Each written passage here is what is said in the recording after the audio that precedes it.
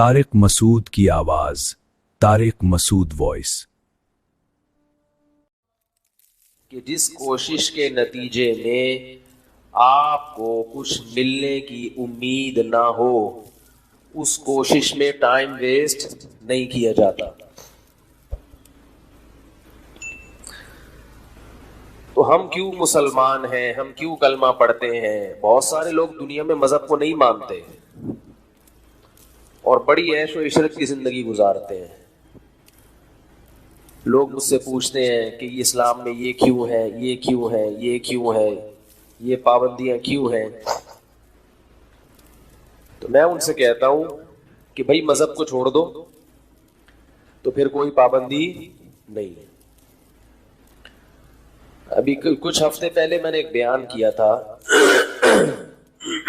بیان میں نے یہ بات کہی تھی کہ اگر آپ کے پاس بہت زیادہ پیسے نہیں ہیں اضافی، تو آپ گھر خرید لیں ذاتی، لیکن اگر فالتو پیسہ نہیں ہے آپ کے پاس تو کھانے پینے میں پہننے میں لگا دیں، ذاتی گھر بنانے کی کوشش مت کریں، کیونکہ دیواروں سے دل لگانا، مکانوں سے دل لگانا یہ مسلمان کا شیوا نہیں ہے۔ رسول اللہ صلی اللہ علیہ وسلم نے ارشاد فرمایا، یقول العبد مالی مالی، بندہ کہتا ہے میرا مال میرا مال، فرمایا تیرا وہ ہے جو پہن کے پرانا کر دیا اور کھا کے ختم، جو استعمال میں آ گیا۔ باقی جو رہائش کی ضرورت ہے وہ کرائے کے گھر سے پوری ہو جاتی ہے، بہت کم انویسٹمنٹ میں۔ ذاتی گھر کے لیے جتنی انویسٹمنٹ کرنی پڑتی ہے اتنی انسان کی زندگی اس کا ساتھ نہیں دیتی۔ بس ایک حسرت کہ میرا اپنا گھر کیوں نہیں ہے۔ تو میں بار بار یہ بات کہتا ہوں کہ بھائی کرائے کے گھر سے بھی جنازہ نکلے گا اور ذاتی گھر سے بھی جنازہ۔ جس کا ذاتی گھر ہو وہ بھی ذاتی نہیں ہے، یہ دماغ سے نکال دے۔ ذاتی وادی کچھ نہیں ہوتا، سب ادھار اللہ نے دیا ہوا ہے۔ یہ ٹوپی، چشمہ، پگڑی، بنیان یہ بھی ادھار ہے۔ تو ادھار نہ ہوتے تو اللہ واپس تھوڑی لیتا۔ سمجھا پا رہا ہوں؟ وہ بھائی سب اللہ نے کچھ دن کے لیے استعمال کی چیزیں دی ہوئی ہیں، متاع قلیل۔ قرآن کہہ رہا ہے زندگی گزارنے کا تھوڑا سا سامان ہے۔ بحریہ ٹاؤن کے بڑے بڑے پلاٹ کو اللہ کیا کہہ رہے ہیں؟ متاع، تھوڑا سا زیادہ راہ ہے۔ زیادہ راہ کسے کہتے ہیں؟ جو ہم جب سفر میں جاتے ہیں نا تو 2-4 روٹیاں ٹفن میں رکھ لی اور 2-4 ایک گدا تکیہ لے لیا کہ رات کو ٹرین میں یا جہاز میں لوگوں نے آج کل وہ گردن پہ لگانے کے لیا ہوتا ہے نا کہ کہیں آنکھ لگانی پڑ جائے تو گردن ٹیڑھی نہ ہو جائے۔ تو یہ ہے زیادہ راہ۔ تو اللہ فرماتے ہیں یہ زیادہ راہ ہے، تھوڑے دن کا سامان ہے، بس پھر واپس لے لوں گا۔ تو تھوڑے دن کے سامان میں کروڑوں کی انویسٹمنٹ وہ کرے جس کے پاس اربوں ہو۔ تو چلو سارے خرچے ہو گئے تو اب چلو ایک گھر بھی لے لو، نہیں ہے تو پھر کوئی ٹینشن نہیں ہے۔ ذرا گلا کچھ سیٹنگ آؤٹ ہوئی ہوئی ہے اس لیے تھوڑا سا بار بار کھانس رہا ہوں، معذرت۔ تو نہیں ہے تو پھر ٹینشن لینے کا نہیں، کیونکہ ویسے بھی نکلنا ہے۔ تو میں نے 2-4 دن پہلے کسی کو یہ بات سمجھائی، کچھ لوگ بیٹھے ہوئے تھے، سمجھاتا رہا، وہ بحث کرتے رہے نہیں نہیں نہیں نہیں۔ میں نے کہا اصل میں آپ میں ایک وائرس ہے، جب تک وہ وائرس ختم نہیں ہوگا ہماری بات آپ کی سمجھ میں نہیں آئے گی۔ وہ وائرس ہے دنیا سے محبت اور دنیا کو مسافر خانہ نہ سمجھنا۔ کیونکہ آپ دنیا کو مسافر خانہ ہی نہیں سمجھ رہے تو میری باتیں آپ کو لگیں گی بے وقوفی کی باتیں کر رہے ہیں۔ وہ چیز جو انسان کی سب سے بڑی چاہت ہے، ذاتی گھر، اسی کی نفی کر رہا ہے یہ۔ اس وقت دنیا میں انسان کا سب سے بڑا ہدف کیا ہوتا ہے؟ میرا ذاتی گھر ہو، اور یہ اسی کی نفی کر رہا ہے۔ تو پھر ایسے لوگ مولویوں کو بیوقوف تو سمجھیں گے نا۔ دیکھو عاشورہ کے دن شیعہ ماتم کر رہے ہیں، چیخ رہے ہیں، چلا رہے ہیں۔ آپ چیخیں نہیں، کم از کم جو میں بات کر رہا ہوں تھوڑا سا ہاں نہ کریں. کیا خیال ہے؟ وہ دیکھو وہ پورا سیٹ اپ ہی آؤٹ ہوا ہے ان کا, چیخ رہے ہیں. تو ہم نہیں کہتے چیخیں چلائیں, لیکن جب بیان ہو رہا ہو تو اپنا رسپانس تو ایسا دینا کہ کچھ تھوڑا سا لگے کہ آپ لوگ بات سن رہے ہیں. وہ شیعہ ذاکروں کی تقریریں سنیں کیسا ہاہو چل رہا ہوتا ہے. شیعہ ذاکر جو محرم میں ان کی جو تقریریں ہیں آپ دیکھیں مجمع شور کیسا مچاتا ہے, ایسے زبردست نعرے لگ رہے ہوتے ہیں, حالانکہ بہت سی باتیں خود پبلک کی سمجھ میں نہیں بھی آ رہی ہوتی کہ وہ پتہ نہیں جھوٹے قصے روایتیں بھی پیش کر رہے ہوتے ہیں بعض ذاکر, یعنی کہ تقریباً تمام. تو لیکن ہمارا جو ہے سنی لوگوں کا حساب ایسا ہے کہ وہ ایسے بجھے ہوئے بیٹھے ہوتے ہیں, شاید اس لیے کہ ان کی سمجھ میں آ رہا ہوتا ہے. تو سمجھ میں جب آتا ہے تھوڑا سا انسان چہرے کی ایکسپریشن ظاہر کرتا ہے. تو میں نے ان سے یہ کہا, میں نے کہا بھائی آپ چونکہ دنیا کو مسافر خانہ نہیں سمجھتے تو میری بات اس وقت سمجھ میں آئے گی جب آنکھیں بند ہونے لگیں گی. سمجھ رہے ہو؟ جب موت کا فرشتہ آئے گا آپ بولو گے یار اچھا میں نے کروڑوں روپے بچا کے بحریہ ٹاؤن میں اس لیے پلاٹ تھوڑی خریدا تھا کہ میری جنازے کو اٹھا کے قبر میں پھینکاؤ جا کے, اس لیے تھوڑی کیا تھا. تو اس وقت سمجھ میں آئے گی, لیکن وہ موت چونکہ ابھی سامنے نہیں ہے تو سمجھ میں نہیں آ رہا, اور واقعی نہیں آتا, اچھے اچھوں کی سمجھ میں نہیں آتا. اگر سمجھ میں آ جائے تو دنیا سدھر جائے. مائیکل جیکسن کی سمجھ میں یہی تو نہیں آ رہا تھا. مائیکل جیکسن نے ہاتھ پہ دستانے باندھے پہنے ہوئے تھے کہ تاکہ مسافہ کروں تو کسی کے جراثیم لگے نہیں. جب کسی سے ملاقات ہوتی تو منہ پہ ماسک چڑھا کے, کوئی گلے ملتے ہوئے چھینک مار کے کہیں جراثیم میری ناک میں بولو نا بھائی نہ پھینک دے. ڈاکٹروں کی ٹیم 24 گھنٹے اس کے ساتھ کہ کس وقت کون سا ٹیکا لگانا پڑ جائے حضرت جی کو. یہ ان کے حضرت جی تو وہی تھے نا, ان کے مائیکل جیکسن امریکہ والوں کا دامت برکاتوں بھی وہی تھا, نور اللہ مرقدہ بھی وہی تھا. ٹھیک ہے نا, کیونکہ وہ اپنے حساب سے بزرگ دیکھتے ہیں, ان کے حساب سے وہی بزرگ ہے, وہی دنیا کا کامیاب ترین انسان. ڈاکٹروں کی ٹیم, آپ کہیں گے یہ عاشورہ کے دن کون سا بیان لے کے بیٹھ گیا. بھائی یہی تمام پیغمبروں کی تعلیمات ہیں جو میں آپ کے سامنے عرض کر رہا ہوں, یہی اہل بیت کی, یہی حضرت حسن حسین کی تعلیمات ہیں جو میں آپ کے سامنے, یہ اسلام کی روح ہے. یہ سمجھ میں نہیں آئی تو میرے بھائی پھر اپنی مرضی کے دین پہ چلنے سے کوئی کچھ بھی حاصل نہیں ہوتا. تو مائیکل جیکسن کے ساتھ ڈاکٹروں کی ٹیم, اور ایک عجیب بات آپ کو بتاؤں, مائیکل جیکسن اربوں روپے اس نے کمائے تو اس میں سے چند لوگوں کو وہ کئی بہت پیسے دیا کرتا تھا صرف اس بات کے کہ میرے جسم کا کوئی آرگن اگر خراب ہو گیا تو آپ کو دینا پڑے گا. یہ انشورنس کا ایک ٹیکنیکل طریقہ. مثلا غفار بھائی کے گردے اس نے چیک کروائے, بڑے سیٹنگ پہ ہیں. ایک ان کا غفار بھائی ہر جگہ ہوتے ہیں نا, وسیم بھائی, سلیم بھائی, غفار بھائی, وسیم جی تو ہر, یہ تو ایک کردار ہے, کریکٹر ہے, وہ اس کو کچھ اور نام دیتے ہوں گے. تو اس نے دیکھا کہ بھئی یہ غفار بھائی ہیں, یہ بڑے صحت مند ہیں, ان کے دونوں کڈنی بالکل فٹ فاٹ ہیں. تو مائیکل جیکسن نے اپنے غفار بھائی سے یہ ایگریمنٹ کیا کہ اگر مجھے کبھی, یعنی اپنے رشتہ داروں میں نا جس کے گردے میچ بھی کر رہے ہوں, وہ تو ڈاکٹر دیکھتے ہیں نا کہ یہ میچنگ کے بھی ہیں, تو اس کو خرید لیا کہ میں آپ کو ہر مہینے اتنے ڈالر دوں گا. اگر میرے گردے ناکارہ نہیں ہوئے تو یہ آپ کو غریبی میں یہ بچت ہو گئی, اور اگر ناکارہ ہو گئے تو ایک کڈنی آپ کو اپنا مجھے دینا پڑے گا. اتنی فکر کوئی زندہ رہنے کی کرتا ہے؟ بولو بھائی. اسی طرح اور بھی جو پارٹس ہیں باڈی کے, کہا جاتا ہے کہ مائیکل جیکسن کہتا تھا کہ میں 150 سال تک زندہ رہ کے دکھاؤں گا. کیونکہ ظاہر ہے جب بھی کوئی بیماری آتی ہے تو ہم تو ہسپتال اکثر ہم اس لیے مرتے ہیں کہ ہسپتال پہنچنے میں دیر ہو جاتی ہے، ٹریفک جیم ہو گیا، کوئی جلوس آ رہا ہے راستے سے، لبیک یا رسول اللہ والے یہاں سے ٹرن مارتے ہوئے جا رہے تھے تو ادھر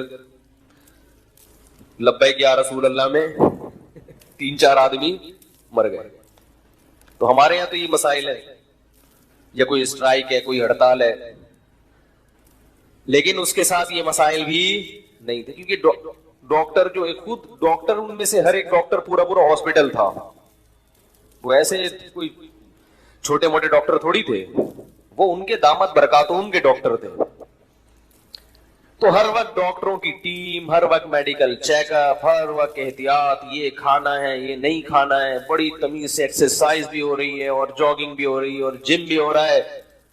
اور پھر کہا جاتا ہے، مجھے یاد ہے 2009 یا 10 کی بات ہے، ہمارے دوست آ کے بتایا کرتے تھے کہ مائیکل جیکسن کا تاریخی پروگرام ہونے والا ہے.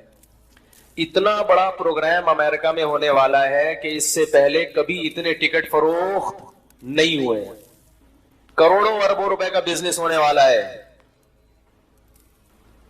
دوست آپ بتاتے تھے کہ اتنا بڑا پروگرام مائیکل جیکسن کا ہونے والا ہے کہ آج سے پہلے اتنا اور ہٹو بچوں ہونے والا ہے. کیا ہونے والا ہے؟ ایسا ڈانس کرے گا کہ ہٹو بچوں ہو جائے گا، اور اس کی ریہرسل ہو رہی ہے بہت دنوں سے. تو جو دوست ہمیں بتاتے تھے نا کہ بھئی ایسا ہونے والا ہے، ہونے سے چند دن پہلے انہوں نے آ کے بتایا کہ مائیکل جیکسن رات کو سوئے، صبح پولیس سے بھی نہیں اٹھے. ایسا سوئے ایسا سوئے کہ امریکہ کی پولیس بھی ان کو نہیں اٹھا سکتی. کتنی بھی گہری نیند میں ہو یا کیسا بھی ہو، پولیس آتی ہے تو اچھے اچھوں کو اٹھنا پڑا. تو میں نے کہا یار یہ کیسے ہو گیا؟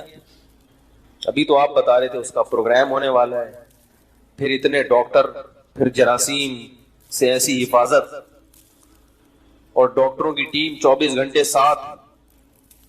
تو اس کو مرنے سے پہلے کم از کم چانس تو ملنا چاہیے تھا نا، ڈاکٹروں کو بھی تو کچھ کرنے کا چانس ملنا چاہیے تھا کہ بھائی اس کو کسی طرح سے بچاؤ. تو انہوں نے کہا پتہ نہیں کیا ہوا ہے، اچانک ہی مر گیا. تو میں نے عبرت کے لیے تقریباً 1-1.5 ہفتہ پہلے سرچ کیا کہ مائیکل جیکسن کی موت کیسے ہوئی. تو ایک بات خوب ذہن میں رکھیں کہ ہمارے ہاں یوٹیوب پہ چھوڑو بہت ہیں. یہ جو یوٹیوب کی تحقیقات ہوتی ہیں نا، قابل اعتماد نہیں ہوتی. اس میں ایک تحقیق تھی، مائیکل جیکسن مرا نہیں، اس کو بلکہ مارا گیا، بڑے دلائل سے. یہ بات غلط ہے. جب تک آفیشلی کسی چیز کی تصدیق نہیں ہوتی، قانونی طور پر تصدیق نہیں ہوتی، لوگوں کی انفرادی خبروں پہ اعتماد مت کیا کریں. کتابوں کے حوالے اور ادھر ادھر یہ سب کر لیتے ہیں. آپ کو کیا پتا کہ یہ جو حوالہ دے رہا ہے یہ صحیح بھی ہے یا غلط ہے؟ عین ممکن ہے واقعی کسی نے مارا ہو، مگر اس کی کوئی ابھی تک دلیل سامنے نہیں آئی. وہاں جو آفیشلی جو چیز بتائی گئی ہے وہ یہ کہ یہ طبعی موت مرا ہے، کسی نے قتل نہیں کیا، خود سے ہارٹ اٹیک ہوا یا کیا ہوا واللہ اعلم.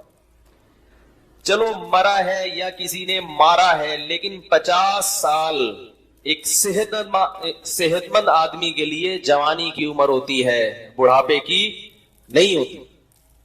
اللہ نے عبرت کا نشان بنا دیا، عبرت کا نشان کہ مائیکل جیکسن یہ دنیا مسافر خانہ ہے، تمہارے باپ کی جاگیر بولو بھائی نہیں ہے.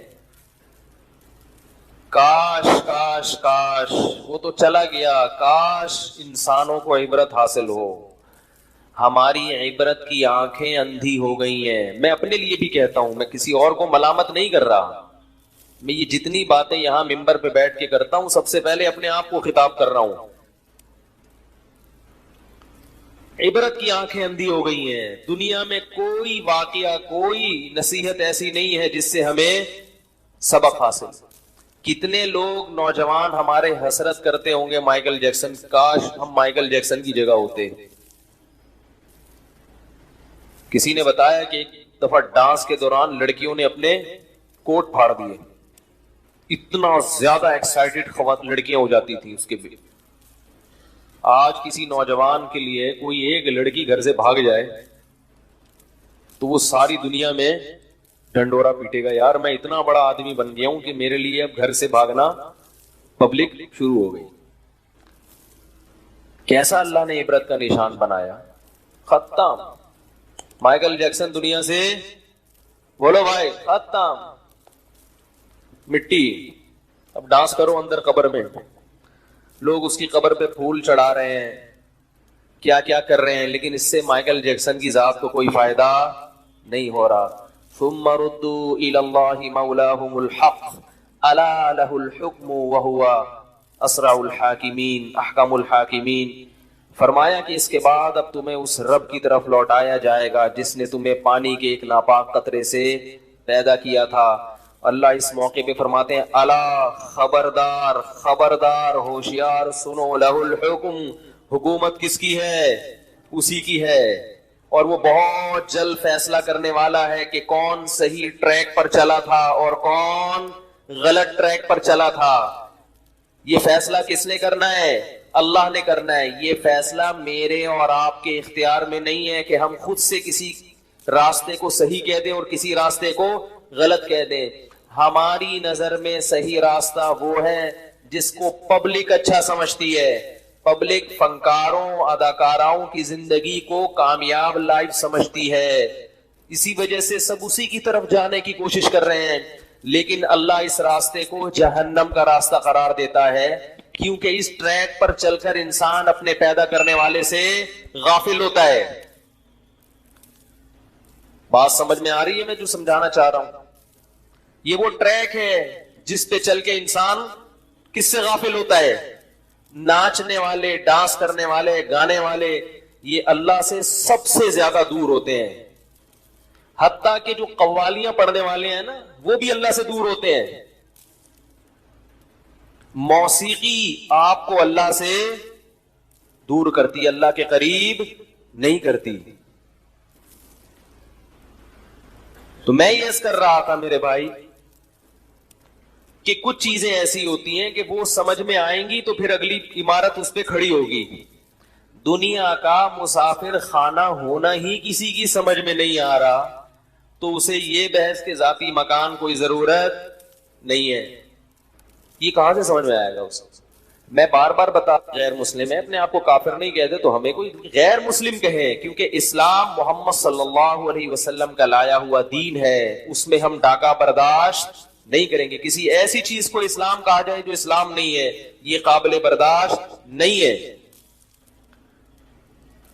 لہذا جو قادیانی ہیں وہ غیر اسلام کو اسلام کہہ رہے ہیں, وہ اس دین کو اسلام کہتے ہیں جو مرزا قادیانی ملعون لے کر آیا, جبکہ ہم یہ کہتے ہیں کہ وہ شریف انسان نہیں تھا, پیغمبر ہونا تو اس کے بعد کی چیز ہے.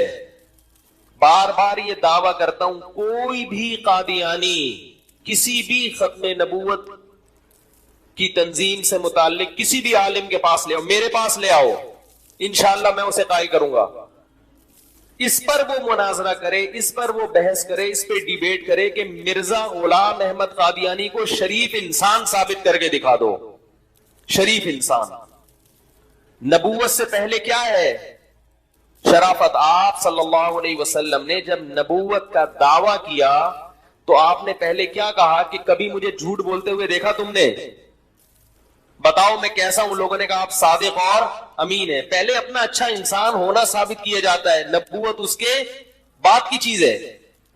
ابو سفیان نے جب وہ غیر مسلم تھے, کافر تھے, اس وقت تقریر کے دوران کہا کہ ہم نے محمد صلی اللہ علیہ وسلم کو کبھی جھوٹ بولتے ہوئے 40 سال میں کبھی نہیں دیکھا, جھوٹ بولتے ہوئے, کبھی امانت میں خیانت کرتے ہوئے نہیں دیکھا.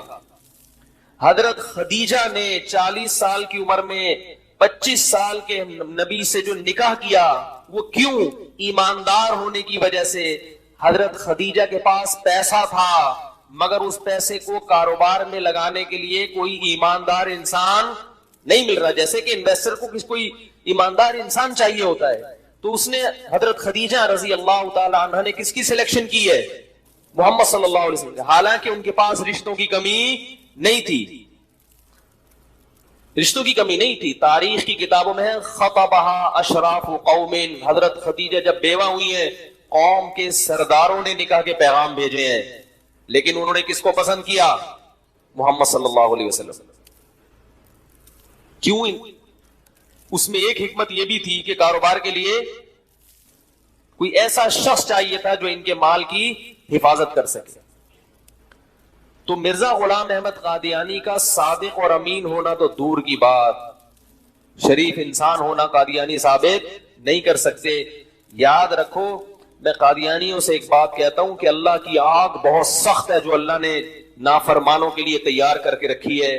تم پروپیگنڈے میں مت آؤ، کسی عالم کے، صحیح عالم کے پاس بیٹھو اور اس کے ڈیبیٹ کرو، اس سے بحث برائے بحث کی نیت سے نہیں، حق کی پہچان کی نیت سے. اللہ کی قسم تمہارے سامنے مرزا غلام احمد کا جھوٹا ہونا ثابت ہو جائے گا. اور یہ خوابوں پہ اور الہاموں پہ مت چلو.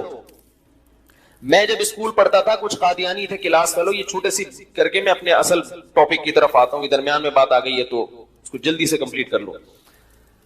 قادیانی زیادہ تر الہاموں پہ اور خوابوں پہ چلتے ہیں کہ مجھے خواب میں مرزا غلام احمد کی بشارت ہوئی یا محمد صلی اللہ علیہ وسلم کی بشارت ہوئی، انہوں نے فرمایا یہ نبی ہے. اس طرح کی چیزوں پہ چلتے ہیں. خواب اور الہام کبھی بھی حجت، بولو بھائی، نہیں ہو سکتا. خواب الہام کبھی بھی حجت نہیں ہو سکتا. اللہ کے نبی کہتے تھے صحابہ سے کہ تم سب کو خواب آئے گا رات کو کہ میں کیا ہوں؟ سچا ہوں. خواب جھوٹے کے بارے میں بھی آتا ہے اور سچے کے بارے میں بھی آتا ہے. اسلام میں خواب نبوت کا 46واں حصہ ہے، عین نبوت نہیں ہے. 46واں حصہ بہت اس میں جو حقیقت ہے وہ بہت سمٹ کے تھوڑی رہ جاتی ہے. کبھی کبھار سچے خواب بھی آ جاتے ہیں، مگر خوابوں پہ کبھی بھی شریعت کا مدار نہیں ہوتا. یہ شیطان کی طرف سے بھی ہوتے ہیں خواب. گراؤنڈ ریئلٹی کو دیکھ کر فیصلہ کیا جاتا ہے. کبھی بھی خوابوں کی بنیاد اور الہاموں کی بنیاد پہ شریعت کے مسائل چینج نہیں ہوتے. ایک آدمی کا دلائل کی دنیا میں جھوٹا ہونا ثابت ہو گیا، روزانہ خواب میں فرشتہ آ کے کہے نا یہ سچا ہے، آپ کبھی بھی اس کے ساتھ کاروبار نہیں کرو گے. آپ بولو گے فلاں کے پیسے بھی لے کے بھاگا، فلاں کے بھی لے کے بھاگا، فلاں کے بھی لے کے بھاگا، تو میں خواب کی بیس پر 1 کروڑ اس کے حوالے کر دوں، ایسا کبھی بھی نہیں کرو گے آپ. تو خوابوں کی بیس پر اپنا پیسہ کسی کے حوالے نہیں کیا جاتا. کسی جھوٹے کو سچا نبی کیسے مان لیا جاتا ہے بھائی؟ کیونکہ میں قادیانیوں کے ساتھ اٹھا بیٹھا ہوں بچپن میں، مجھے اندازہ ہے کہ یہ کن چیزوں کو فوکس کرتے ہیں. خواب الہام، خواب میں سویا تو مجھے یہ آ گیا، میں اٹھا تو پورا دین اس پہ چل رہا ہے. اور ہمارے ہاں بھی بہت سے بدعتیوں کا دین خوابوں اور الہاموں پہ چل رہا ہے. حضرت جی آئے تھے مجھے خواب میں، حضرت جی نے یہ بولا، حضرت جی نے وہ. میں کہا تو اللہ کا واسطہ تو سو جایا کر آرام سے. بہوؤں کو خواب میں سانسیں چڑیل بن کے نظر آ رہی ہیں، کہتی ہیں سچا خواب ہے، کیونکہ سانس کیا بن کے نظر آئی ہے؟ چڑیل.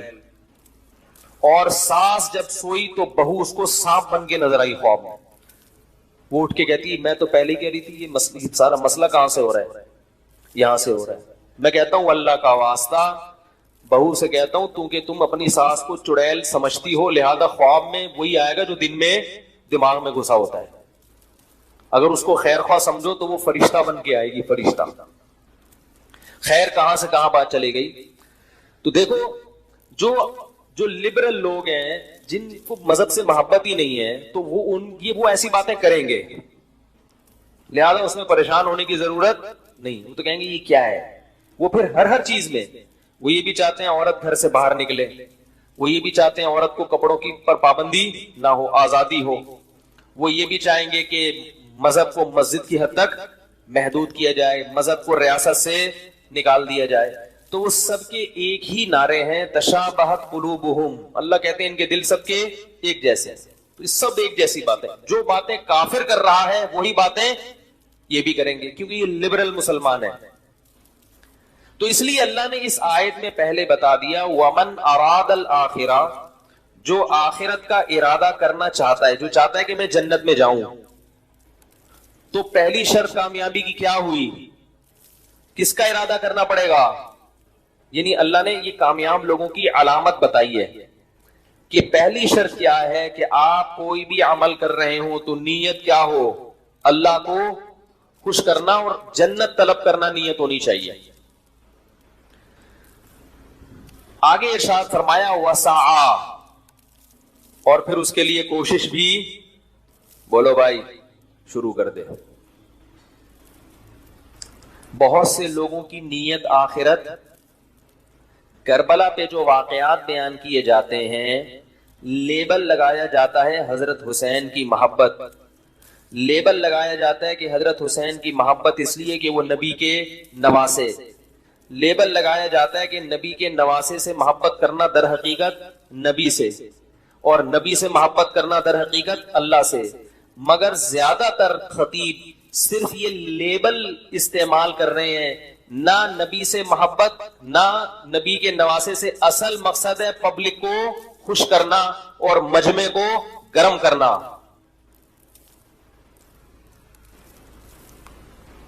اور کوئی مقصد نہیں ہے. میں سب کی بات نہیں کر رہا، لیکن محرم میں اکثر جو غلو کیا جاتا ہے اس سے اللہ کی رضا مقصد نہیں ہوتی، کیونکہ اللہ اس قسم کی چیزوں سے راضی نہیں ہوتے. قرآن اٹھا کے دیکھو، قل تعالوا اتل ما حرم علیکم ربکم، اے نبی ان سے کہہ دو آؤ میں تمہیں بتاتا ہوں کہ تمہارا رب کن چیزوں سے خوش اور کن چیزوں سے ناراض ہوتا ہے. کتنا پیارا انداز ہے قرآن کا. مشرکین مکہ بھی اللہ کو خوش کرنے کے لیے کچھ عجیب عجیب کام کیا کرتے تھے. اللہ نے سب پہ رد کر کے کہا کہ تعالو.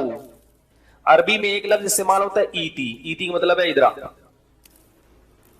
کہتے ہیں نا اتھے آ. یہ تھوڑا سا مہذب لفظ نہیں. اور ایک ہے تعالو، آئیے تشریف لائیے.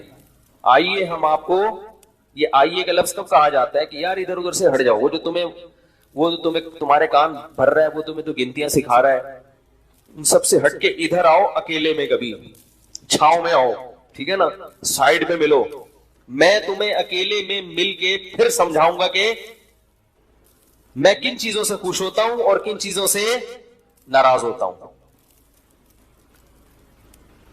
جیسے کوئی کسی کو خوش کرنے کی کوشش میں لگا ہوا ہو، لیکن جس کو خوش کر رہا ہے وہ اس سے اور پریشان ہو رہا ہے، تو وہ جذبہ دیکھ کے کہے گا یار تم خامخواہ میں اپنی صلاحیتیں ضائع کر رہے ہو، آؤ ذرا میں تمہیں خود بتا دوں کہ کیا کرنا ہے اور کیا نہیں کرنا. تو اللہ کیا فرماتے ہیں؟ تعالو، آؤ آؤ ہم تمہیں بتاتے ہیں کیا کرنا ہے. اللہ تشرکوا بہ شیئا، اگر مجھے خوش کرنا چاہتے ہو سب سے پہلا کام کیا ہے؟ میرے ساتھ کسی کو شریک، یا حسین مدد، یا علی مدد، یا رسول اللہ مدد. یہ کیا ہے؟ میں کسی کو کفر کے فتوے نہیں لگاتا، لیکن کیا یہ شرکیہ نعرے نہیں ہیں؟ کبھی دیکھا امام حرم کو یا رسول اللہ مدد کا نعرہ لگاتے ہوئے؟ جو سعودی عرب جاتے ہیں، پورے عرب کنٹری میں دیکھا، یو اے ای میں کہیں دیکھا، ابو ظہبی میں، دبئی میں، شارجہ میں، سعودی عرب میں، ملیشیا میں، ترکی میں، کہیں بھی نہیں. تو یہ کون سا اسلام ہے جس میں آپ اللہ کو بھی پکار رہے ہیں اور اللہ کے ساتھ ساتھ دوسروں کو بھی؟ قرآن کے ذکر اللہ وحدہ اشمئزت قلوب الذین لا یؤمنون بالآخرہ وَإِذَا ذُكِرَ الَّذِينَ مِن دُونِهِ إِذَا هُمْ يَسْتَبْشِرُونَ. فرمایا جب صرف اکیلے اللہ کی توحید بیان کی جاتی ہے کہ اسی سے ہوتا ہے، تو آپ دیکھو گے جن کا آخرت پر پکا ایمان نہیں ہے ان کے دل تنگ ہونا شروع ہو جاتے ہیں کہ یہ کیسی باتیں ہو رہی ہیں ممبر سے، یہ مفتی کو کیا ہو گیا، یہ کیا کہہ رہا ہے کہ صرف اللہ، یہ اللہ کہہ رہے ہیں. اشمئزت، دل تنگ ہوتے ہیں. وَإِذَا ذُكِرَ الَّذِينَ مِن دُونِهِ، فرمائے جب اللہ کے علاوہ دوسروں کا تذکرہ شروع ہو جاتا ہے، اذا ہم یستبشرون، ان کی بانچیں کھل جاتی ہیں. اسلام توحید کے معاملے میں کوئی کمپرومائز، بولو بھائی، نہیں کرتا. اللہ غیرت کے خلاف سمجھتے ہیں اس کو. اسباب سے ہٹ کے مدد کا اختیار کس کے پاس ہے؟ اللہ کے پاس، اور کسی کے پاس نہیں ہے. کبھی اہل بیت سے مانگ رہے ہیں، کبھی نبی سے مانگ رہے ہیں، کبھی فلانے سے مانگ رہے ہیں، کبھی قبر پہ جا کے مانگ رہے ہیں. تو بھائی ان چیزوں سے اللہ خوش نہیں ہوتا. اور آگے اللہ نے ارشاد فرمایا وَبِالْوَالِدَيْنِ احسانا. اللہ کے بعد سب سے بڑا حق کس کا ہے؟ باپ کا اور ماں کا. اس کے بعد قرآن نے بیان کیا آتی ذی القربى حقہ، اہل قرابت کو ان کا حق دو. جو لبرل لوگ ہیں نا، جو دین سے دور ہیں، میں عجیب بات آپ کو بتاؤں، وہ قرآن کے اور اسلام کے اس نظریے سے بلکہ فطرت کے اس نظریے سے اتنا ہی دور ہیں. آپ جاؤ گوروں میں، سب سے دور کس سے ہیں؟ اللہ سے. حالانکہ قرآن سب سے پہلے کس کو بیان کرتا ہے؟ بولو نا، اللہ. جو لبرل لوگ ہیں نا، وہ اللہ کے علاوہ ہر ایک کی سنتے ہیں. کہہ رہے ہیں نا عاطف میاں کو بحال کرو، ان سے کبھی آپ بیٹھ کے بات کرو تو اللہ کے علاوہ ہر ایک کی بات یہ غور سے سنیں گے. ان کو بتاؤ عمران خان کا یہ بیان ہے، مولانا فضل الرحمان نے یہ کہا، نواز شریف نے یہ کہا، اچھا جس پہ تبصرہ ہوگا اللہ کا یہ حکم ہے. یہ کیا ہوتا ہے بھائی؟ یہ کیا باتیں کر رہے ہو؟ اللہ کا یہ کہاں سے؟ مولوی کہاں سے آ گیا درمیان میں؟ بھائی مولوی نہیں کہہ رہا، قرآن. بھائی قرآن کیا ہوتا ہے؟ بھائی نبی نے فرمایا چھوڑو یار یہ مسجد کی باتیں، مدرسے کی باتیں، اس قسم کی باتیں ہمارے سامنے نہیں کیا. مذہب کی باتیں ان کو وہاں سائڈ پہ رکھو. یہ ہوتا ہے کہ نہیں ہوتا؟ آپ اس کو بتائیں گورنمنٹ کا یہ قانون ہے، سنے گا.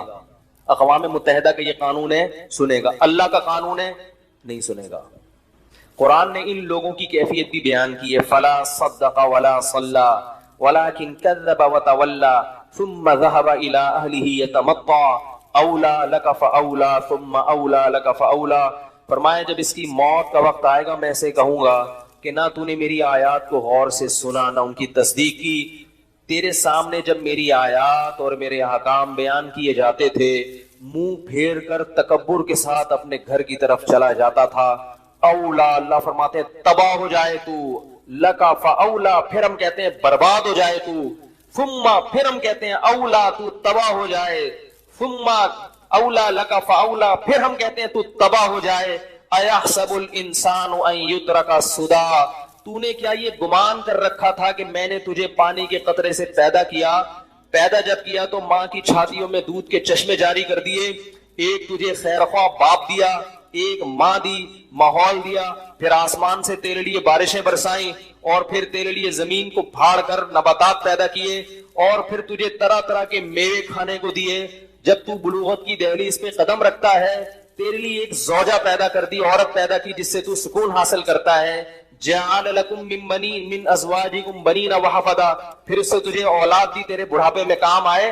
تو یہ ساری خدمتیں جو میں کر رہا تھا، ایحسب الانسان ان یترک سدی، تو یہ سمجھتا تھا کہ تجھ سے کوئی سوال نہیں ہوگا، تجھے ایسے ہی بیکار پیدا کیا میں نے. تو نائٹ کلب میں جا کے ڈانس کر، تو لڑکیوں کے ساتھ دوستیاں لگا، تو شراب پی، تو صبح و شام علماء کو مولویوں کو گالیاں دے، تو صبح و شام قرآن کی مخالفت کرے، تجھ سے کوئی پوچھنے والا نہیں ہے. یہ کتنی بڑی حماقت اور کتنی بڑی بیوقوفی ہے جس میں یہ لبرل طبقہ مبتلا ہے کہ جس نے پیدا کیا اس کا کوئی حق نہیں ہے. وہ نہیں ہم سے پوچھے گا کہ کیا صحیح ہے اور کیا غلط ہے. فرمایا یحسب الانسان ان یترک سدی الم یکن نطفۃ من منی یمنی. فرمایا بتا تو پانی کا ایک قطرہ، غلیظ قطرہ نہیں تھا جس میں آنکھ، ناک، کان، دل، دماغ، جگر بنا کے میں نے تجھے انسان بنایا. یہ گورنمنٹ نے یہ کام کیے ہیں. گورنمنٹ کی سن رہا ہے، پی ٹی آئی کی سن رہا ہے، جے یو آئی کی سن رہا ہے، نواز شریف کی سن رہا ہے، ہر ایک کی سن رہا ہے. نہیں سن رہا تو کس کی؟ اللہ. اس کو کہتے ہیں اس کو محدود کر دو، مذہب کو محدود کر دو. کہاں تک؟ مسجدوں تک. اگر اسلام مسجدوں میں محدود ہونے کے لیے آیا تھا تو اسلام میں اور ہندو مذہب میں پھر کوئی فرق نہیں ہے. یہ اللہ کا دین ہے، اللہ کا دین، یہ اللہ کا دین ہے، ہر انسان پہ لاگو ہوگا، ہر انسان پہ. اور اسلام آیا ہی دنیا میں حکومت کرنے کے لیے ہے، کیونکہ الاسلام یعلو ولا یعلی علیہ. اللہ نے قانون بیان کیا کہ اسلام اونچا چلے گا، یہاں پر کوئی غالب بولو بھائی نہیں آئے گا. انڈیا پاکستان کو جو 2 ٹکڑوں میں تقسیم کیا گیا اس کی بیس یہ تھی کہ ہم اسلام حکومت میں چاہتے ہیں. نجی زندگی میں تو امریکہ میں بھی اسلام ہے میرے بھائی. امریکہ میں کوئی آپ کو مسلمان بننے سے بولو، برطانیہ میں کوئی آپ کو تبلیغ میں یا حج کرنے سے نہیں روکتا. پاکستان بننے کا مقصد تھا اسلام چاہیے، قانون اسلام ہونا چاہیے، اسلام کے خلاف کسی کو چلنے کی اجازت نہیں ہونی چاہیے، اور اقلیتوں کو وہ حقوق دیے جائیں گے جو کس نے دیے ہیں؟ اسلام نے دیے ہیں. ایک عرصے سے مسلسل یہ بحث ہو رہی ہے ٹیلی ویژن پہ، اخبار کہ اسلام کو ریاست سے نکالو. اسلام ریاست میں رہنے کے لیے آیا ہے، ریاست سے نکلنے کے لیے بولو بھائی نہیں آیا. یہ لوگ پاکستان کے حامی ہیں، ویسے بڑے فنٹر بنتے ہیں کہ ہم قانون کی بات کرتے ہیں، ہم قانون کی بات کرتے ہیں. تو آپ کتنی بڑی بھول کر رہے ہو. پھر آپ یہ نعرہ لگاؤ کہ انڈیا اور پاکستان کی سرحدوں کو ختم کر دو، پھر آپ یہ نعرہ لگاؤ آپ کہ جو بیس تھی وہ بیس کیا تھی، ورنہ کیا ضرورت تھی الگ ہونے کی بھائی. وہ بھی دو روٹی کھاتے ہیں، ہم بھی دو روٹی کھاتے ہیں، وہ بھی ہماری طرح کے انسان ہیں، ہندو بھی، ہم بھی ان کی طرح کے انسان ہیں. تو اللہ نے قرآن میں فرمایا وَمَنْ أَرَادَ الْآخِرَةَ، جو آخرت کے لیے کوشش ارادہ کرے گا، نیت صحیح کرے. دوسری کامیابی کی علامت وَسَعَى، اور پھر اس کی کوشش بھی کرے. بیٹھے بیٹھے کچھ بھی حاصل نہیں ہوتا، قوالیوں سے جنت میں داخلہ نہیں ہوتا. اس شرط ایمان مصطفیٰ سے والہانہ پیار ہے. شاعر نے کہا ہے کہ مصطفیٰ صلی اللہ علیہ وسلم سے جب تک والہانہ پیار نہیں ہوگا آپ کا ایمان مقبول نہیں ہوگا. لیکن آگے بڑی پتے کی بات تھی، پیار لیکن پیر بھی ہے، پیر بھی دشوار ہے. محبت نام ہے کس کا؟ بولو بھائی اتباع کا. اہل بیت سے محبت اہل بیت کی اتباع کا نام ہے. اہل بیت کبھی مرثیے، جو اہل بیت کربلا میں شہید ہوئے، تو جو اہل بیت کربلا میں موجود نہیں تھے وہ ان کی شہادتوں پہ انہوں نے ماتم بولو بھائی نہیں کیا. کس کو خوش کر رہے ہو بھائی؟ تو وسعا، قرآن کہتا ہے کوشش بھی کی، کوشش کی اس نے. اور آگے بڑے عجیب الفاظ ہیں، وسعا لہا سعیہا، آخرت والی کوشش کی. کیا مطلب؟ آپ جنت میں جانے کی کوشش تو کر رہے ہیں مگر اخپل طریقے سے. پشتو میں کیا کہتے ہیں بولو بھائی؟ اخپل طریقے سے. تو جتنی مرضی کوشش کر لو وہ معتبر، بولنے میں کوئی ٹیکس نہیں ہے، وہ کوشش معتبر نہیں ہے جتنی مرضی کر لیں. لوگ کہتے ہیں اس میں حرج کیا ہے. بھائی حرج یہ ہے کہ اللہ اس کے رسول نے یہ کوشش نہیں بتائی. یہ جو آج کل محرم اور ربیع الاول میں کوششیں ہو رہی ہیں، یہ اللہ اس کے رسول کی بتائی ہوئی کوششیں نہیں ہیں، یہ اپنی بنائی ہوئی کوششیں ہیں. ہر کوشش کے لیے قرآن و سنت سے ثبوت چاہیے. اگر اللہ اس کے رسول نے نہیں بتایا، کتنا ہی مزین لیبل لگا کے اس پر کرو، اللہ کی نظر میں وہ کیا ہے؟ مردود. صحیح حدیث من احدث فی امرنا ھذا ما لیس منہ فہو رد وفی روایت فہو مردود. جس نے ہمارے دین میں کوئی ایسا طریقہ نکالا جس پر ہمارا عمل نہیں تھا تو وہ کیا ہے؟ مردود. لوگ کہتے ہیں اس میں حرج کیا ہے. وہ کچھ دن پہلے وہ نماز جنازہ، حضرت مولانا طارق صاحب اللہ ان کی برکت دے، انہوں نے کہیں جنازہ کے بعد دعا مانگ لی. کہیں کون سی کلثوم نواز جو ہے ان کا جنازہ پڑھایا، اللہ ان کی مغفرت فرمائے. کلثوم نواز کی مولانا طارق صاحب تو زندہ ہے ابھی. تو وہ لوگ میرے گلے پڑ گئے. لوگ کس کے گلے پڑ گئے؟ تو بھائی انہوں نے پڑھایا، ان سے پوچھو، میں نے تھوڑی پڑھایا. ان کی کیا مجبوری تھی وہ بہتر جانتے ہیں، میں اس پہ تبصرہ نہیں کروں گا. لیکن نماز جنازہ کے بعد دعا کرنا سنت سے ثابت نہیں ہے، سنت سے ثابت نہیں. لوگ اس کو سنت سمجھ، ان کے عمل کی وجہ سے. ان کو کیا مجبوری تھی، کس دباؤ میں تھے یا کیا تھا، وہ ہمارا ہیڈک نہیں ہے، وہ کس کا ہیڈک ہے. بعض دفعہ انسان پر اتنا دباؤ ہوتا ہے, اتنا مجبور ہوتا ہے کہ وہ خود بہتر جانتا ہے, اس کے بارے میں کوئی تبصرہ نہیں کروں گا. لیکن جو چیز سنت سے, کیونکہ ان کے اس عمل سے بہت سے لوگ یہ بھی سمجھنے کہ یہ طریقہ کیا ہے, سنت ہے. کچھ دن پہلے جو ہے نا واٹس ایپ پہ جب یہ واقعہ ہوا ہے تو کسی نے دلائل لکھ کے بھیجے نماز جنازہ کے بعد دعا کے دلائل. دلائل میں کوئی بہت بڑے مفتی تھے جن کا یہ حوالہ دیا گیا کہ بھئی وہ دلیل یہ دے رہے تھے کہ اسلام میں اصل اباحت ہے, جواز ہے, جب تک پابندی نہیں ہوگی اس کو ہم کیا کہیں گے, جائز.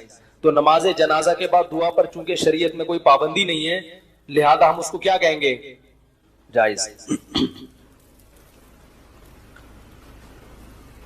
تو یاد رکھو نبی صلی اللہ علیہ وسلم نے فجر کی نماز میں کتنی رکعتیں پڑھی ہیں, 2 فرض پڑھے ہیں.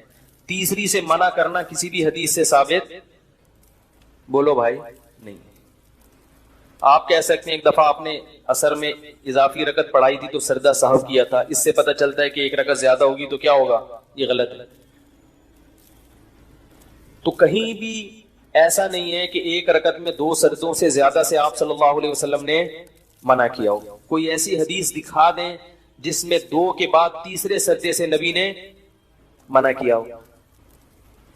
ہر چیز میں اصل کیا ہے, اباحت ہے, جواز ہے.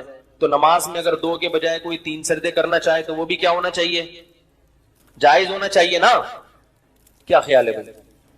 آذان سے پہلے صلاۃ والسلام پڑھا جاتا ہے, منع کیا جائے تو کہتے ہیں اس کے ناجائز ہونے کی کوئی دلیل نہیں ہے.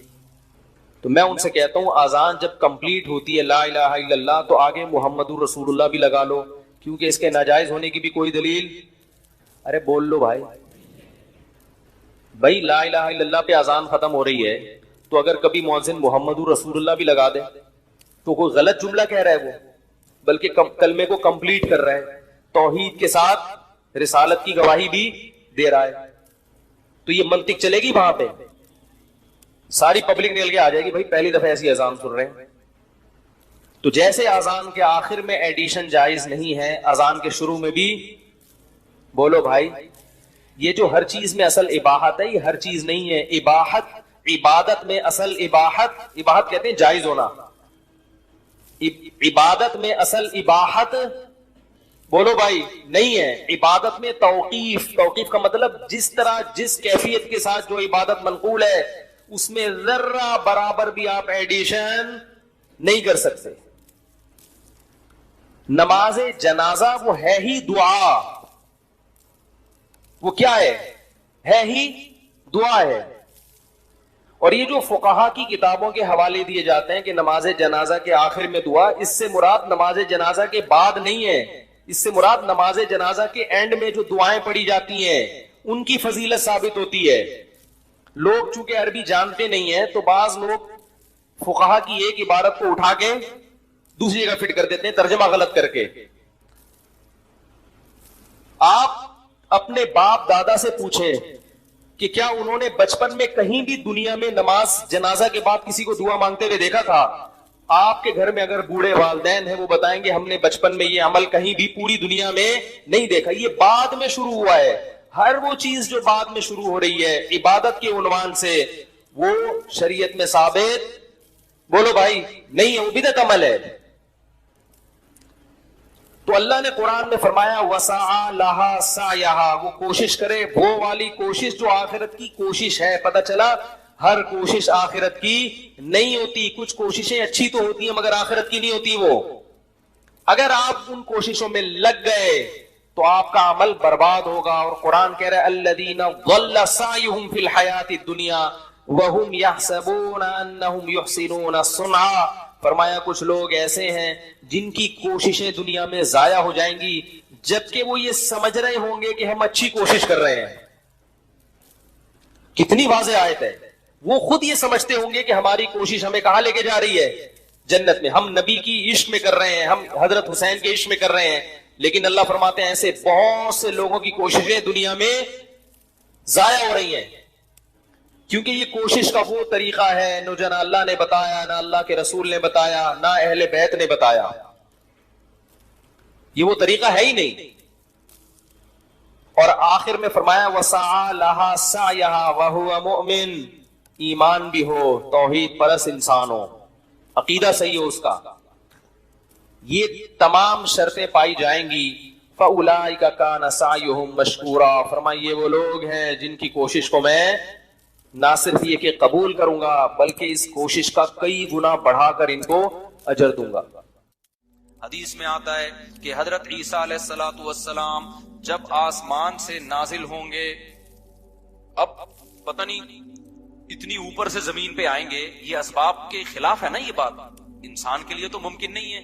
جب آپ زمین کے خول سے باہر جاتے ہیں آکسیجن ہی ختم ہو جاتی ہے, زندہ رہنا ممکن نہیں ہے. لیکن عیسیٰ علیہ السلام کو اللہ نے اپنی قدرت سے زندہ رکھا ہوا ہے. جب قرب قیامت میں دمشق میں عیسیٰ علیہ السلام آئیں گے تو حدیث میں آتا ہے کہ امام مہدی شام میں نماز کے لیے کھڑے ہوئے ہوں گے, عصر کی نماز کے لیے مصلی پہ. مینار ہے, اس پہ کون نازل ہوگا؟ حضرت عیسیٰ علیہ السلام. تو مینار سے پھر سیڑھیاں لگائی جائیں گی حضرت عیسیٰ کے اترنے کے لیے. کمال کی بات ہے, اللہ وہاں سے یہاں تک آ گئے, تھوڑا سا تو رہ گیا فاصلہ. چھوڑو یار, تم لوگ کی سمجھ نہیں آ رہا. ابے سوال پیدا ہوتا ہے کہ جب ادھر سے ادھر تک آ گئے تو تھوڑا سا تو رہ گیا ہے نا, اب یہاں سیڑھیاں کیوں لگائی جا رہی ہیں؟ بھائی دنیا کیا ہے؟ دارالاسباب ہے. ادھر سیڑھیوں سے جانا ممکن نہیں تھا, وہ اللہ اپنی قدرت سے ہی لے گیا. یہ دنیا دارالاسباب ہے, یہاں پہ کیا لگیں گی؟ سیڑھیاں لگیں گی. وہاں سے نیچے اتریں گے, اتنے بڑے بڑے بال ہوں گے جن سے پانی بہ رہا ہوگا, کیونکہ حضرت عیسیٰ علیہ السلام کو جب سولی پہ لٹکایا جا رہا تھا اس وقت آپ نے غسل کیا تھا, تو اللہ نے ان کی شکل کا کوئی آدمی کر دیا اور عیسیٰ ابن مریم کو آسمانوں پہ اسی حال میں اٹھا لیا. اور قرب قیامت میں جب نازل ہوں گے تو عصابۃ تغزو مع عیسیٰ ابن مریم, نبی نے فرمایا میری اس امت کے لیے جنت کی ضمانت ہے جو عیسیٰ ابن مریم کے ساتھ مل کے جہاد کرے گا. حضرت عیسیٰ نے آتے ہی کیا کرنا ہے؟ جہاد کرنا ہے. تو اور پھر ایسا جہاد ہوگا اما الاسلام و اما السیف, یا تو اسلام ہے یا تلوار ہے, بیچ کا کوئی راستہ نہیں ہے. اور تقاتلون الیہود, سب سے پہلے لڑائی کس سے ہوگی؟ یہود سے ہوگی, عیسیٰ ابن مریم کی, کیونکہ یہود نے آپ کو قتل کرنے کی کوشش کی تھی, تو اللہ تعالیٰ عیسیٰ ابن مریم ہی کے ذریعے ان سے انتقام لیں گے. خیر, اب ایسا نہ ہو کل وہ امام مہدی آ جائے. آج کل مارکیٹ میں امام مہدی کے نام پہ منجن, ہر تھوڑے دن میں کوئی مہدی. میرے والد صاحب ایک واقعہ بتایا کرتے تھے, ہماری محلے کی مسجد میں نا ایک آدمی بہت نیک تھا, عبادت کرتے کرتے نا اس کی کھوپڑی گھوم گئی اوپر سے. بعض لوگ بہت زیادہ عبادت کرتے ہیں, دماغ خشک ہو جاتا ہے, خوراک ہوتی نہیں ہے, ہنسی مزاح کی کوئی بات ہی نہیں ہوتی, تو اوپر سے سیٹنگ کیا ہو جاتی ہے؟ آؤٹ. تو اس کی سیٹنگ آؤٹ ہو گئی. برا نہیں تھا وہ, میرے والد صاحب کے پاس آیا, کہنے لگا, میرے والد صاحب کو لوگ حافظ صاحب کہتے تھے, حافظ صاحب ایک بات آپ سے کرنا چاہتا ہوں, آپ ذرا نیک آدمی لگ رہے ہیں, صرف آپ سے کروں گا, کسی اور سے نہیں. والد صاحب نے کہا کیا؟ کہتے ہیں مجھے نا کچھ الہامات ہو رہے ہیں کہ امام مہدی میں ہی. والد صاحب ہمیں یہ واقعہ سنا رہے تھے, کہتے ہیں کہ میں نے اس سے کہا کہ بس مجھے بتا دیا, میرے علاوہ کسی کو قطعاً نہیں بتانا, ورنہ حالات کا میں ذمہ دار, کوئی بھی پیل دے گا. صحیح ہے نا؟ تو بس یہ میں مجھے بتا دیا نا, بس یہ ہم دونوں کے راز کی بات ہے, اور اللہ کو پتا ہے, کسی تیسرے کو بتانے کی بالکل بھی ضرورت نہیں. پھر والد صاحب نے اس کو بولا, بھائی تو تھوڑا سا وظائف نہ کم کر دے, تھوڑا سا نارمل لائف میں آ جائے, انسان کا بچہ بن جا, تیری کھوپڑی کیا ہو رہی ہے سیٹنگ. بہت سے امام مہدی اس چکر میں بنے ہیں, ہوتے نہیں ہیں. تو جب امام مہدی نے آنا ہوگا نا, تو سب سے پہلی بات یہ کہ وہ مہدی ہونے کا دعویٰ نہیں کریں گے, ان کو لوگ کہیں گے کہ آپ مہدی ہیں. ان میں علامتیں دیکھ کے علماء ان سے خود کہیں گے, سارے پیچھے پڑ جائیں گے کہ آپ مہدی ہو. سمجھتے ہو کہ نہیں سمجھتے ہو؟ جو خود سے مہدی ہونے کا دعویٰ کرے وہ تو مہدی ہو ہی نہیں سکتا. اور جب امام مہدی ہوں گے تو عیسیٰ ابن مریم نازل ہوں گے. جس کے دور میں عیسیٰ نازل نہیں ہو رہے, اس کا مطلب وہ مہدی ہے ہی نہیں. تو حدیث میں آتا ہے حضرت مہدی مصلی پہ کھڑے ہوں گے, تو حضرت عیسیٰ علیہ السلام آئیں گے, تو وہ حضرت مہدی ان کو مصلی پہ آگے کریں گے کہ آپ نماز پڑھائیں. لیکن حضرت عیسیٰ علیہ السلام کس کے حوالے کریں گے مصلی, کہ یہ نماز آپ ہی پڑھائیں گے. کیوں؟ مجھے اللہ نے نماز پڑھانے کے لیے نہیں, مجھے کس کے لیے بھیجا ہے؟ جہاد کرنے کے لیے بھیجا ہے. میں تلوار لے کے لڑائی کروں گا, یاجوج ماجوج کو قتل کریں گے. اب یاجوج ماجوج کہاں ہیں, اس کے بارے میں کوئی صحیح بات ہمارے علم میں نہیں ہے. ویسے بھی اگر ہمیں پتہ چل جائے کہاں ہیں تو وہ دریافت ہو جائیں گے نا.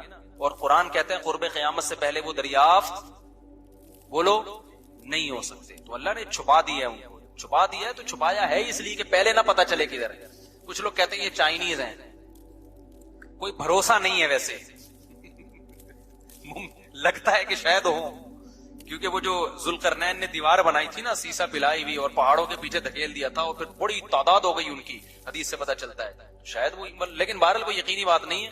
تو یاجوج ماجوج ایک بڑی طاقتور قوم ہوگی جس کو حضرت ذوالقرنین نے سورہ کہف میں اس کا بھی تذکرہ ہے، پہاڑوں کو بند کر کے ان کو دھکیل دیا، کہیں چھپا دیا ان کو. تو قرب قیامت میں وہ نکلیں گے اور پھر دنیا میں تباہی بچائیں گے. اور پھر ان کو کون قتل کرے گا؟ حضرت عیسیٰ علیہ السلام. تو وہ ابھی نہیں نکلیں گے، جب نکلیں گے تو ان کا ابھی دریافت بھی نہیں ہو سکتے وہ. باقی وہ کچھ کہتے ہیں مریخ میں ہیں، کچھ کہتے ہیں کہاں ہیں، ہمیں نہیں پتا کہاں ہیں. بہرحال بظاہر تو لگتا ہے زمین میں ہی ہے، کیونکہ ذوالقرنین جو گئے تھے مشرق اور مغرب شمال جنوب کا انہوں نے سفر کیا، اسی زمین میں کیا تھا سفر. تو واللہ اعلم. ہمیں بس اجمالی طور پر ان چیزوں پہ ایمان لانا ضروری ہے. ان کی ڈیٹیل ہمیں بتائی نہیں گئی ہے تو ہمیں ڈیٹیل میں جانے کی اجازت نہیں. باقی قیاس آرائیاں ہوتی ہیں، صحیح بھی ہو سکتی ہیں، غلط بھی ہو سکتی ہیں.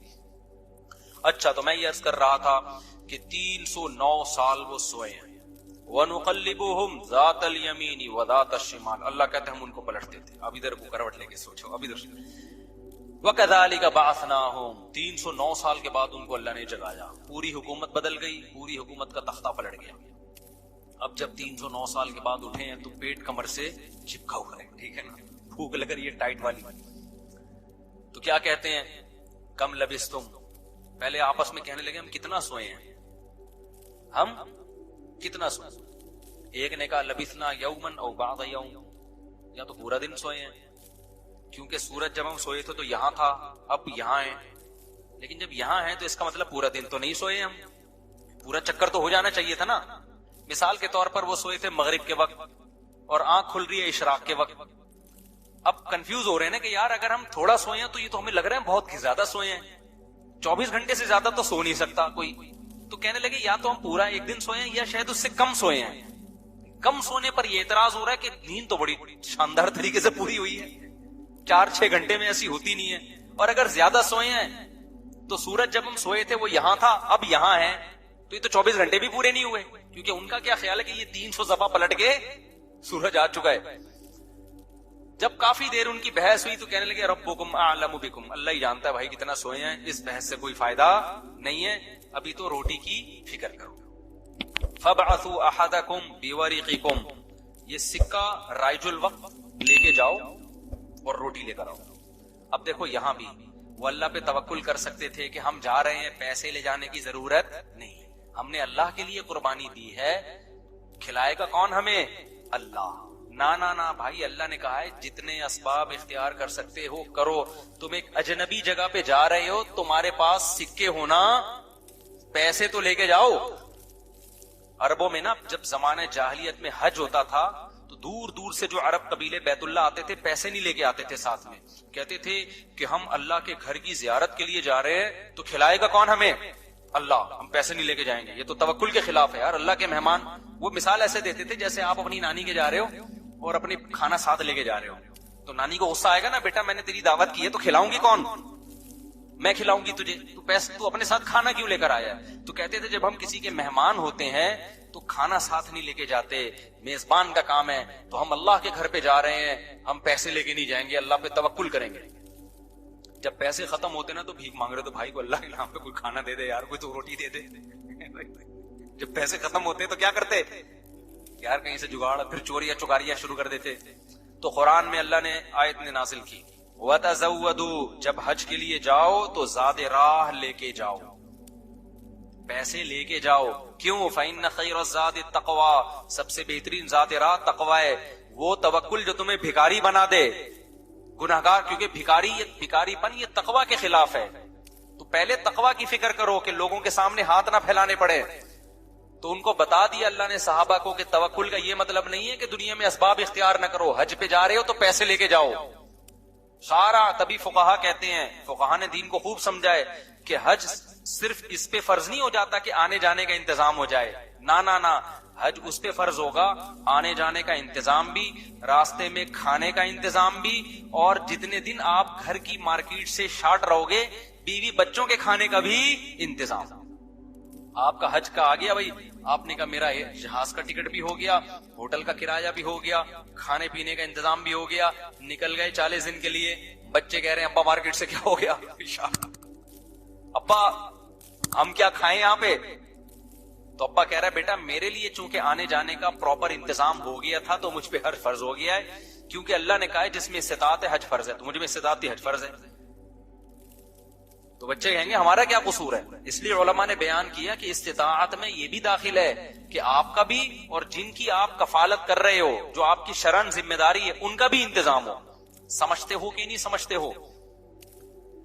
تو انہوں نے اپنے ساتھ سکے لے کے گئے ہوئے تھے، وہ سکہ رائج الوقت، جب نکاح ہوتا ہے نا تو سکہ رائج الوقت، میں نے سکہ رائج الوقت میں آپ کا نکاح فلاں، میں یہ لفظ نکال دیا ہے، میں اتنے پیسوں میں کرایا ہم نے، کیونکہ رائج الوقت ہی سکے چلیں گے نا، یہاں نکاح میں ڈالر تھوڑی دیں گے۔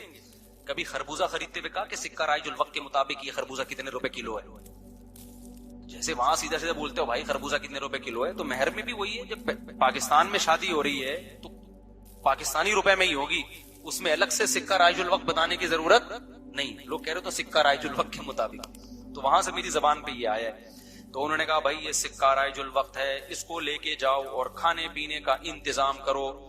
پھر کہنے لگے دیکھو وَلْيَتَلَطَّفْ، چپکے سے جانا، وَلَا يُشْعِرَنَّ بِكُمْ أَحَدًا، کسی کو تمہارے بارے میں پتہ نہ چلے، ایسے منہ لپیٹ کے نا چھپڑ میں جانا اور روٹی لے کے چھپڑ میں واپس آ جانا۔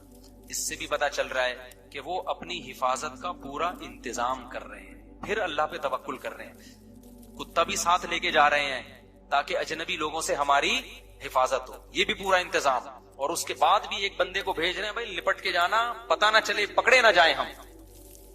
اور آگے انہوں نے کیا کہا، فَلْيَنظُرْ أَيُّهَا أَزْكَىٰ طَعَامًا، دیکھنا پاکیزہ کھانا ہو، حلال کھانا لے کے آنا۔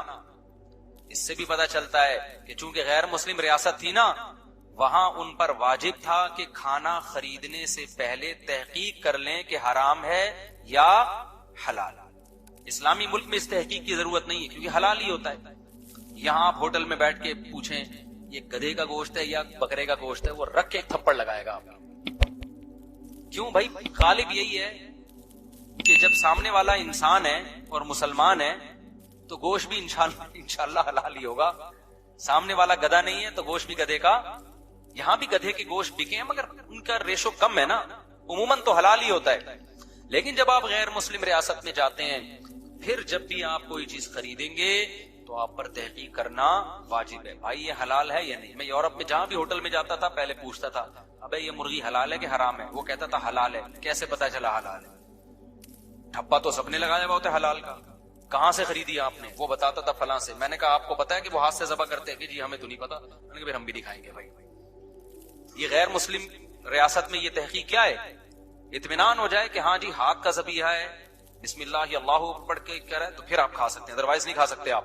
پھر آپ چلغوزے کھائیں، کچھ بھی کھائیں، گزارا کریں آپ، سمجھتے ہو؟ تو ان لوگوں نے بھی کیا، حالانکہ یہ کتنے شدید بھوکے تھے نا، ان کو تو چاہیے تھا بولتے یار تو جا اور جو ملے لے آپس اٹھا کے، جو ملے۔ ابھی حلال حرام کے چکر میں پڑنے کی ضرورت نہیں، بہت ہو گیا یار، بھوک دے کے یار، ابھی پھر بھی جا کے حلال حرام کی تحقیق کرے گا؟ ابے جو ملے اٹھا کے لے آ، نا، حلال لے کے آنا، حرام سے اوائڈ کرنا۔ اب جب وہ بندہ آیا نا سکہ رائج الوقت لے کے، تو جب وہ اس نے سکہ دیا تو وہ دکاندار نے بولا بھائی یہ کون سے زمانے کا سکہ لایا ہے بھائی تو؟ ٹھیک ہے، یہ کرنسی تو کیا ہو گئی ہے، 300 سال پہلے یہ نوٹ ختم ہو چکے ہیں، اس پہ تو جس بادشاہ کی تصویر ہے وہ بھی بت پرست بادشاہ تھا، اس کا تو خاتمہ ہو گیا ہے۔ یہاں تو جہاد ہوا، دوسری قوموں نے حملہ کیا، پوری ریاست کیا ہو گئی ہے، ختم۔ اچھا وہ بھی دیکھ رہا تھا کہ یار یہ تو وہ شہر ہی نہیں لگ رہا، میں کوئی گوگل نے غلط تو نہیں بتا دیا کہیں مجھے، ہے بھائی؟ وہ بھی یہی سوچ رہا نا جو کہ بھئی میں کہاں ہوں، یہ وہ جگہ ہی نہیں لگ رہی، تو 309 سال میں تو سب کچھ چینج ہو جائے گا نا۔ بالآخر قرآن میں چونکہ اختصار ہے، بہت شارٹ واقعات سناتا ہے، بالآخر کیا ہوا کہ لوگوں نے اس سے پوچھا تم کون ہو؟ اس نے پوچھا بھائی وہ کہاں ہے؟ انہوں نے کہا وہ تو 309 سال پہلے ونس اپون اے ٹائم ایک حکومت تھی، پھر یہ ہوا، پھر علامتیں دیکھی گئی، یہ پرانے سکے نکلے۔ تو لوگوں کو، اچھا ان لوگوں کی ہسٹری بھی لوگوں کو پتا تھی کہ پرانے وقتوں میں چند نوجوانوں نے اللہ کے لیے قربانی دی تھی اور اپنے علاقے سے ہجرت کر کے چلے گئے تھے، ان کے نام یہ تھے، ان کی علامتیں یہ تھی۔ تو اس سے بھی لوگوں کو نا ہسٹری سے پتا چل گیا بھائی یہ کون لوگ ہیں، یہ وہی لوگ ہیں۔ تو پھر بہرحال جب ہو گیا تو ان کی تو بڑی واہ واہ ہو گئی، یار یہ تو بڑے کرامتی بزرگ ہیں، یہ تو 300 سال سے کہاں سو رہے تھے، غار میں سو رہے تھے. سب نے ان کو بلایا، بھائی ان کا تو بڑا اکرام ہوا. میں اب آگے میں اپنے اسٹائل میں بیان کر رہا ہوں، قرآن میں نہیں لکھا ہوا، جو ہوتا ہے ایسے موقع پہ. بھائی دم کر دیں، ہمارے وہ گنجے کے بال نہیں آ رہے، حضرت اس کے سر پہ دم کر دیں، اس کی شادی نہیں ہو رہی، اس کے لیے دعا کر دیں، اور یہ بچہ مولوی صاحب میرا بچہ انسان کا بچہ بن جائے. ہم نے جب پیدا کیا تھا اس وقت انسان تھا، لیکن اب جو رپورٹ ہے اس کے مطابق یہی جو شکایتیں آ رہی ہوتی ہیں، کوئی پھونک لگاتے ہیں، کوئی تبلیغ میں نکالتے ہیں، کوئی نصیحت کر دیں، جو بھی ان کا اتنی عزت ہو گئی، اتنی عزت ہو گئی. پھر انہوں نے وہ سب آ گئے اور ان کی بڑی جو اللہ نے نا ان کی دعا ایسے قبول کی کہ بجائے ہجرت کرنے کے انہی کے وطن کو ان کے لیے سوٹیبل بنا. اور بالآخر ایک وقت کے بعد ان کی طبعی موت ہوئی. تو اب لوگوں میں جھگڑا ہو گیا، بھائی ان کی موت واقع ہو گئی ہے تو یہ چونکہ ایک بڑا تاریخی واقعہ ہوا ہے، تاریخی واقعہ ہوا ہے نا، اس واقعے کو محفوظ رکھ. ہسٹری تو ہر ایک چاہتا ہے نا محفوظ ہو، اور وہ ہسٹری جس میں کوئی سبق ہو. تو کسی نے کہا ہم قبہ بنائیں گے، کسی نے کہا ہم کیا بنائیں گے، لیکن جو غالب لوگ تھے، جن کو اللہ نے غلبہ دیا تھا، انہوں نے کہا لنتخذن علیہم مسجدا. ہم ان کے غار، کہا جاتا ہے کہ اسی غار میں ان کو دفن کیا گیا جس غار میں انہوں نے زندگی گزاری نا، ہم ان کے غار کے قریب ایک مسجد بنائیں گے تاکہ اس مسجد میں نماز بھی ہو، عبادت بھی ہو، عقیدہ توحید بھی زندہ رہے. کیونکہ انہوں نے قربانی توحید کے لیے دی تھی، اور مسجد توحید کا سب سے بڑا ذریعہ ہے. مسجد بتاتی ہے کہ صرف اللہ کو پکارا جائے گا، تو انہوں نے پھر وہاں مسجد بنا دی. تو اب بعض لوگ اس سے کہتے ہیں، اس سے پتہ چلتا ہے مزاروں پہ مسجدیں بنانا جائز ہے. نہ نہ نہ، اس وقت ان کی قبر کے قریب مسجد بنائی گئی تھی توحید کو زندہ کرنے کے لیے. اب قبروں پہ مسجد بنانے سے توحید کا بیڑا غرق ہوتا ہے. اب شرک اور بت پرستی پھیلتی ہے اس سے، اس لیے علماء کہتے ہیں اب قبرستانوں میں مسجدیں نہیں بنائی جائیں گی. ان کی نیت کچھ اور تھی، آج کچھ اور ہونے لگتا ہے، آج قبروں کو سردہ ہونے لگتا ہے وہاں پہ، اس لیے آج بنا کیا جائے گا اس عمل سے. سمجھتے ہو کہ نہیں سمجھتے؟ تو اس واقعے میں ہمیں کیا سبق ملتا ہے؟ اس واقعے سے ہمیں سبق ملتا ہے کہ جو اللہ کے لیے قربانی دیتا ہے اللہ اس سے غافل نہیں ہوتا، اللہ غیب سے اس کی مدد کرتا ہے.